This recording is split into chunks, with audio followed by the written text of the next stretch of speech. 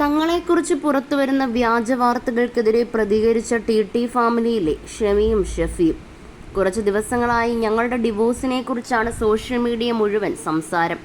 ഞങ്ങൾ തമാശയ്ക്ക് പറയുന്ന കാര്യങ്ങളെയാണ് വളച്ചൊടിച്ച് മറ്റുള്ളവരിലേക്ക് എത്തിക്കുന്നതെന്ന് ഇവരും പറഞ്ഞു. ശരിക്കും അവർ എന്താണ് ഉദ്ദേശിക്കുന്നതെന്ന് മനസ്സിലാകുന്നില്ല. ആദ്യം മുതൽക്കേ നമ്മളുടെ വീഡിയോസ് കാണുന്ന ആളുകൾക്കറിയാം നമ്മൾ പരസ്പരം പറയുന്നത് തമാശയാണെന്ന്. പല കാര്യങ്ങളും എടുത്തുകാട്ടി ഞങ്ങൾ ഡിവോഴ്സ് ആകുന്നു എന്ന് തംബ്നെയിലും ഇട്ടാണ് ചിലർ വീഡിയോ ചെയ്യുന്നത്. അതൊക്കെ മോശം പരിപാടികളല്ലേ?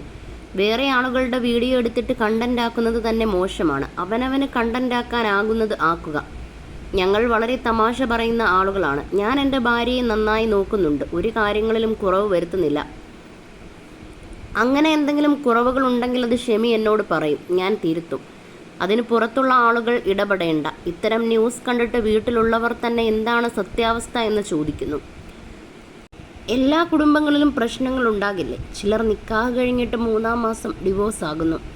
3 മാസത്തിനുള്ളിൽ ഞങ്ങൾ ഡിവോഴ്സ് ആകും എന്ന് പറയാൻ അയാളെ ആരാണ്? പടച്ചവൻ വിട്ടതാണോ എന്നും ഷെഫി ചോദിക്കുന്നു. 10 വയസ്സിന് മുകളിൽ ഷെഫിയേക്കാൾ ഷെമി മൂത്തതാണ്. എന്നാൽ തങ്ങളുടെ ബന്ധത്തിനും ജീവിതത്തിനും ഒരിക്കലും പ്രായം ഒരു വില്ലനായിട്ടില്ല എന്നാണ് ഇരുവരും പറഞ്ഞിട്ടുള്ളത്. ഷെമിക്ക് ഐശുവിനെ കൂടാതെ 2 പെൺമക്കൾ കൂടിയുണ്ട്. അവർ പക്ഷേ ഇവർക്കൊപ്പമില്ല. എങ്കിലും മക്കളോടുള്ള തൻ്റെ ഇഷ്ടം അടങ്ങുന്നതല്ലെന്ന് ഷെമി പറഞ്ഞിരുന്നു.